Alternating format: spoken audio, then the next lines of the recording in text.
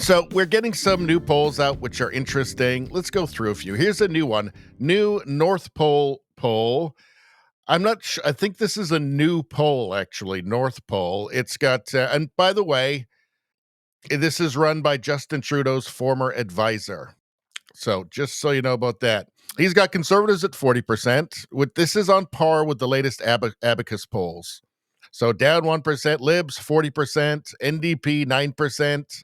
They're up 3. NDP, if the NDP keeps gaining, if they can get back up to like around 12%, the Libs are screwed in the next election. They're just done.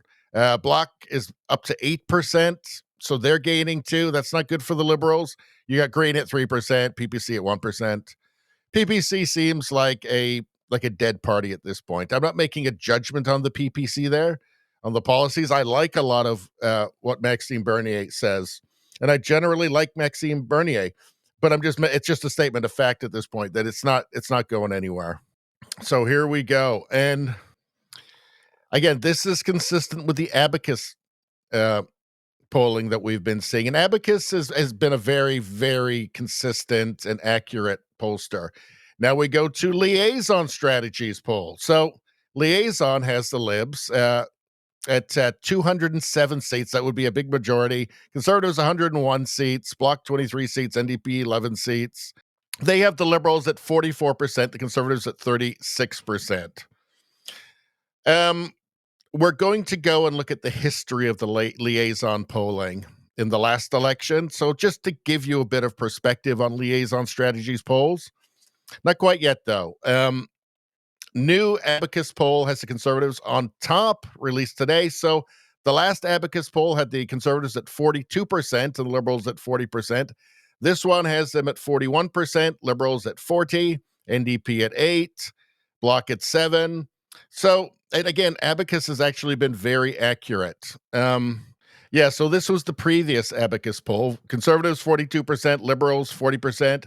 That would have mapped out as a minority government for the Conservatives if the election had been held on that day. 165 seats, Liberals 146 seats. That's why I'm saying that it's a very risky move. If Carney actually really does want an election, an early election, that's a pretty risky move for him. What did we have here? Yeah, Ecos poll. This is from October 24th. Liberals 43.5, Conservatives 32.4, which is crazy. And I will show you here. So let's go in. Actually, hold on. Here we go. So this is the polling leading up to the election. All right. And if we go all the way to the top, where did it end up? Conservatives with 41.3%, Liberals with 43.8%.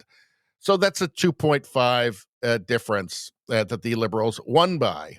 And a lot of these pollsters tend to herd at the end. So even if they're very wide and really off all through the election, at the end, they'll bring it close and they'll start to herd so that they can say, well, look, we were pretty accurate, right? We're only 4 points off or something like that. But all through the election, it's way off, way off, way biased towards the Liberals. And this is, of course, to demoralize conservative voters, or maybe just an inherent bias that they can't see. But by the fact that they tend to bring it in, they get a bit more accurate at the end, tells me, no, it's intentional. So Abacus had them at 40, Liberals at 41, Conservatives at 39, off by 2 points. The final result was 2.5, even though he underestimated the Liberal vote and the Conservative vote here. I mean, that's pretty close. Here you had, Forum Research, 4 points. So the errors are always in favor of the Liberals, by the way. So the Conservatives are always underestimated every time. So, but let's go down. Let's see. What's this? Leading up to the election. So April 26th, this is 2 days before the election. Ecos had the Liberals up by 11 points or 10.5 points, right? So Ecos is run by a guy called Frank Graves, who hates Pierre Poilievre and has said so publicly. So you can just pretty much write those off. But let's go down. Let's go way down. Let's go down like a few weeks before. Here you've got Nanos Research, 43.6, 37.8. That's way off. That's what's like almost 6 points off, right? Here you have Liaison Strategies, 5 points off there. Here's liaison. This is April 8th. So the election was I think on the 28th of April. Nanos was off here by, what's that, about 4 points, over 4 points. Liaison was off by 7 points. Here you have 6 points, liaison. Leger was off by 7 points here. Again, this isn't like months before. This is getting close to the election, right? The election night. So, hold on. Yeah, anyway, you see my point, right? You see my point that you can't take these too seriously because there's always going to be a liberal bias in these, except for just a couple. Like Abacus is one of the good ones that keeps it close. And they usually still err on the side of underestimating the conservatives. So this is where 338, the aggregate, has things. And right now, according to them, if there was an election, it would be the Liberals, 171 seats, still one shy of a majority. Conservatives would lose some seats down to 138. But again, I've already shown you these polls are not reliable. ECOS, why is ECOS in there? Like here, you've got them 43 to 36 right now. That's just not true. That's just not true. Right here, Leger, you've got them 43 to 38. Liaison, 44 to 36. If it was the day before the election, these numbers would be different because they'd have to have them different because they have to be able to say, look, we were pretty close. Otherwise, they lose all credibility. They don't mind losing credibility in the run up to the election, right? But at the final poll, they've got to be, somewhere in the ballpark, right? You've got Nanos 40 to 37.3, but Abacus 40 to 41, and Abacus has been very accurate. So I tend to lean towards them. And then we've got this new one, again, run by a Justin Trudeau advisor, former Justin Trudeau advisor, this new North Pole, Conservatives 40, Liberals 40.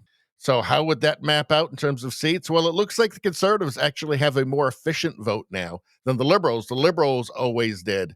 So, neck and neck, that's a benefit for the Conservatives. So we will have to see, but we will have to see. But the point is that things are getting really interesting. And if there is an election, if the budget does fail, if there is a non-confidence, it's very dangerous for the Liberals. Very dangerous. And you have to keep in mind, Carney can't do elbows up again. Not after all those videos of him, toadying to Donald Trump down in the White House. They can't do that again. I mean, even the liberal supporters will laugh at him if they try and do that.